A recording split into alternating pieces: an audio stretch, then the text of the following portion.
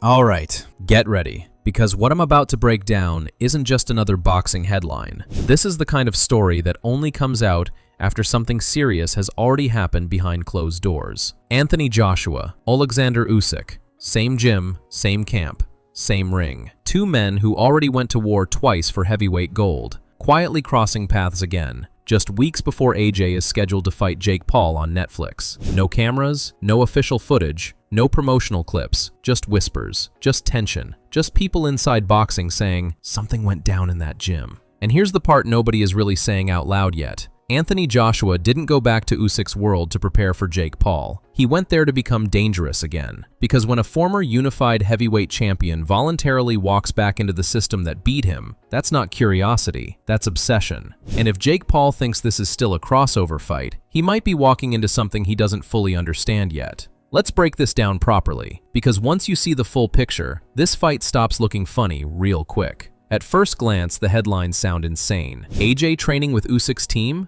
Ahead of a Jake Paul fight? Most people laughed. Some thought it was fake. Others assumed it was just a few light sessions, nothing serious. But here's the thing. Anthony Joshua confirmed it himself. He didn't deny it. He didn't dodge the question. He straight up said he left London, linked up with Team Usyk overseas, and embraced the challenge. That alone flips the entire narrative. Because fighters at AJ's level don't change camps, environments, and systems casually, especially not at this stage of their career. This isn't desperation. This isn't confusion. This is intentional. And once you understand why he did it, everything else starts to make sense. AJ made one thing very clear. London was distracting. That statement matters more than people realize. London is where AJ is comfortable. It's home. It's familiar. It's controlled. And for most fighters, that's exactly where they want to be before a fight. But Joshua didn't want comfort. He wanted discomfort. So he stepped away from his usual setup, his normal routines, and his regular environment, and went somewhere that forced him to adapt. That alone tells you this camp wasn't built around Jake Paul. You don't uproot your life and walk into an elite, unforgiving system just to beat a YouTuber. You do that because you're rebuilding yourself for something bigger. Let's be real. Oleksandr Usyk doesn't let people into his world casually. His camp is known for discipline, structure, and relentless technical detail. Everything is earned.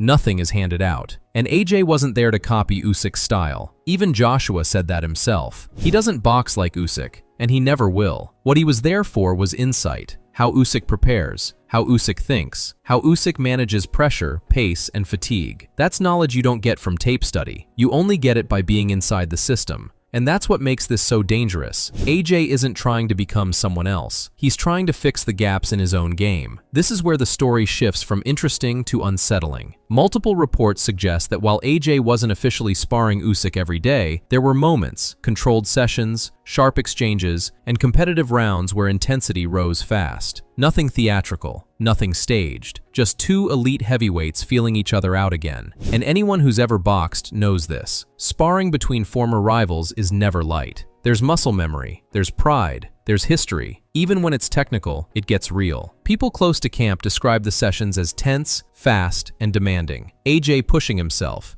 Usyk staying slick and composed. No egos, just pressure. And pressure creates evolution. A lot of fans jumped to conclusions and said this was about revenge. It's not. AJ isn't trying to get one back on Usyk in sparring. That ship sailed. This is about understanding why he lost and making sure those same issues never show up again. Footwork, angles, gas management, patience. Usyk exposed areas AJ knew he had to fix. And instead of hiding from that truth, Joshua walked straight back into it. That's not weakness, that's maturity. And it's exactly why people inside boxing are suddenly taking this fight more seriously. Now let's talk about Netflix, because this isn't just a fight, it's a global event. Netflix doesn't do quiet. They don't do low stakes. They don't do filler. This platform thrives on narrative. Former heavyweight champion rebuilding himself, crossover star calling his shot, elite preparation hidden from the public. Even without footage, the story sells itself. And the scarier part? Netflix fights tend to blur the line between entertainment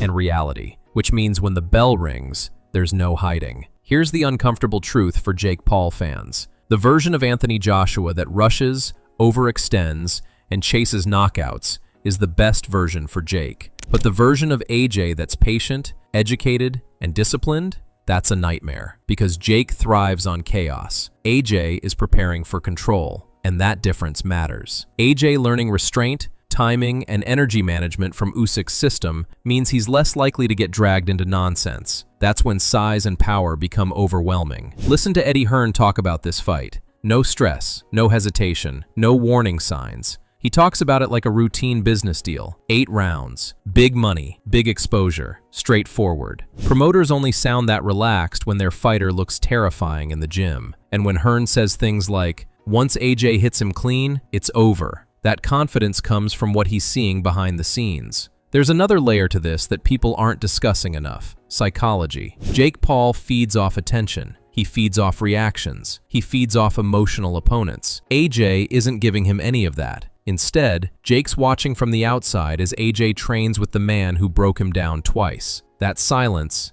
is loud, because uncertainty is worse than trash talk. Early on, this matchup felt funny, meme-worthy, unreal. It doesn't feel like that anymore. Not with AJ isolating himself. Not with Usyk's camp involved. Not with heavyweight discipline creeping back into his game. This has shifted from circus to controlled violence. And that's why boxing insiders are split. Some think it's genius, some think it's reckless, but nobody is calling it easy anymore. Here's the part people keep misunderstanding.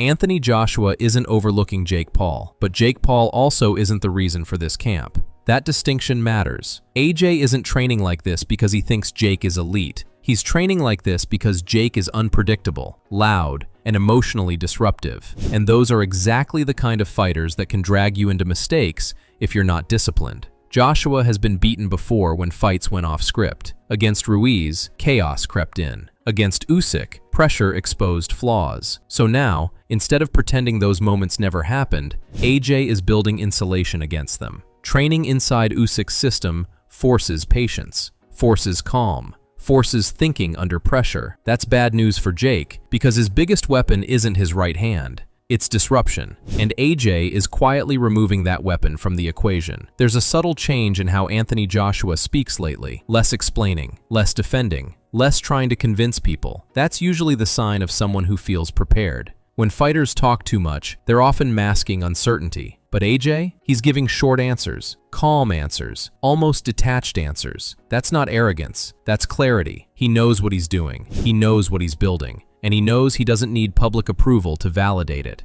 Meanwhile, Jake Paul is doing what Jake Paul does, selling confidence, leaning into belief, projecting inevitability. Both approaches make sense, but when one fighter is broadcasting belief while the other is quietly sharpening tools, history usually favors the quieter guy. Let's talk reality for a second, because this gets lost in the hype. Anthony Joshua is not just bigger than Jake Paul. He's heavier, stronger, more explosive, more durable. And when that physical gap is paired with discipline, it becomes overwhelming. The danger for Jake isn't AJ swinging wild. The danger is AJ staying composed. Because a patient heavyweight doesn't need many openings. One mistake, one mistimed entry, one overconfidence moment. That's all it takes. And Usyk's camp specializes in punishing mistakes. Here's something most fans don't think about. At the highest level, boxing isn't about courage, it's about fear control. Every fighter feels it. Every champion manages it differently. Usyk mastered fear by staying technical and calm. AJ historically struggled when fights slipped out of rhythm. So, what does he do? He goes to the calmest system in the sport. This camp isn't about learning new punches, it's about learning how not to panic. And that's terrifying for someone like Jake Paul, whose entire strategy relies on emotional momentum. Online, this fight still looks like a joke to some people. Memes, clips, trash talk edits. But gyms don't care about internet narratives. Inside boxing gyms, people are watching this very differently. They see a former champion stripping things back. They see elite preparation. They see a heavyweight taking no shortcuts. That's why the tone among insiders has shifted from laughter to concern. Not concern for AJ, concern for what happens when belief meets reality. When this fight finally happens, the buildup disappears instantly. No cameras, no podcasts, no viral confidence clips, just two men, gloves on, standing across from each other. And that's when the preparation shows. Jake Paul has never faced someone who hits like this, moves like this, and thinks like this, especially not someone who has deliberately rebuilt themselves in silence. This isn't a novelty fight anymore. This is a heavyweight fight with consequences. So here we are. Anthony Joshua sharpening himself in Usyk's world. Jake Paul betting everything on belief and timing. Netflix turning it into a global spectacle. One man is refining discipline, the other is chasing history. And only one version of confidence survives when the gloves start flying. So I'll leave you with this. Is Anthony Joshua about to remind the world why heavyweight boxing isn't a game? Or is Jake Paul about to pull off the wildest upset combat sports has ever seen? Drop your take in the comments, because whether you love this fight or hate it, you're watching. And that means something big is coming.